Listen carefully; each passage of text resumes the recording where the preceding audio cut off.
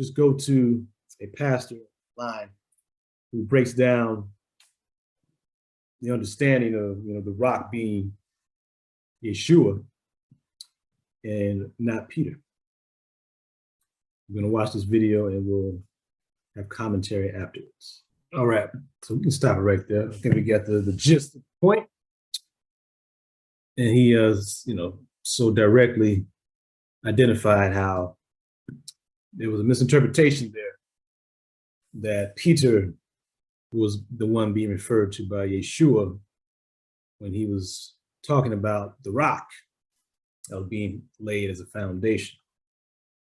He was referring to metaphoric rock and the church, or the called out assembly that Yeshua was creating in the dispensation of time. They were going to be founded on the Messiah himself, the revelation that Simon identified when Yeshua asked him directly, who do you all think I am? And Simon came out and said, well, you're the one, you're the Messiah. He's like, yep. And based on that understanding, I'm going to build this called out assembly. I'm going to build this new kingdom. And I'm going to establish it on earth. This is what we're going to begin to create and do. Okay. And it was metaphoric. So Yeshua, the Messiah, was supposed to be one. He was that rock.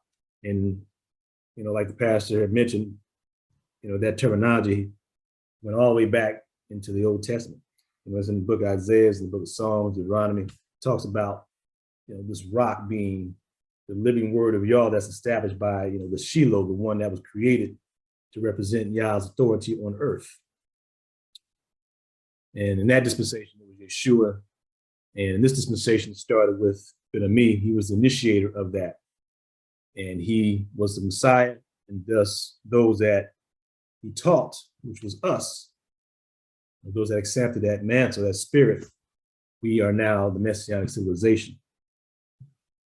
So let's go back into the writing, and we can read further what the Father broke down about this understanding of Yeshua being the rock.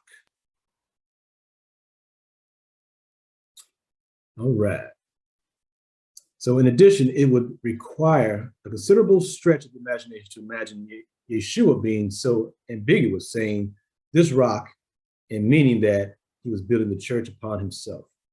If we take into consideration that the Gospels were written in Greek long after the death of Yeshua, possibly this rock could have been a grammatical error.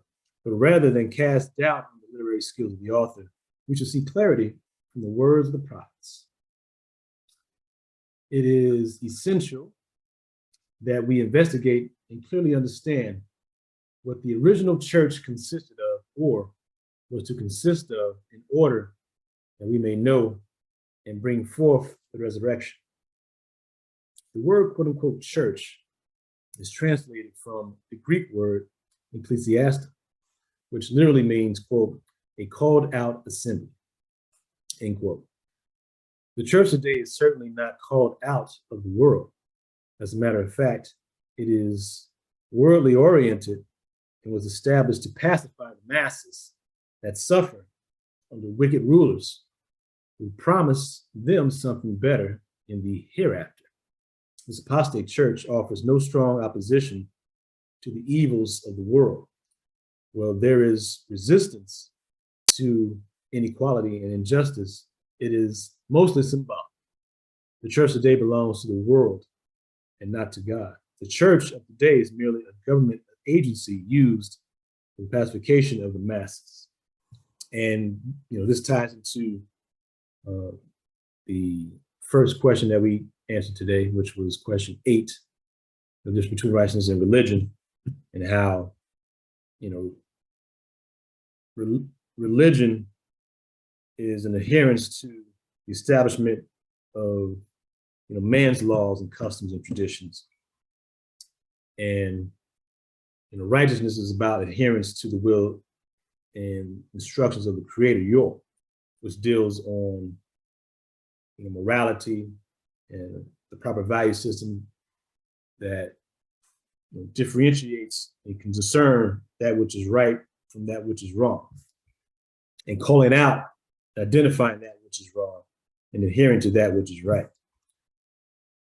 But modern day church today in Christianity, even though they maybe preach that, when it comes to the actual actions, and you actually doing something, like Azriela mentioned tonight, it's really about you actually stepping out there on the water and showing through example, through your actions, that you are living according to this moral code, this moral standard.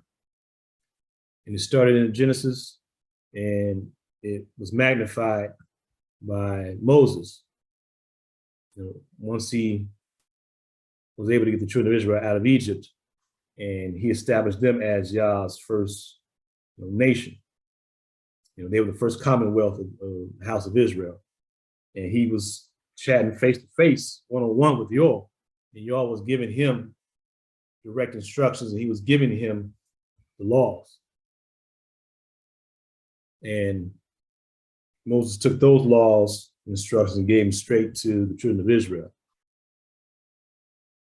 We were supposed to adhere to those specific laws. That was, at the end of the day, supposed to cause a soul transformation to take place inside the house of Israel, where they can find themselves in alignment with the will of Yah, which was to be considered holy.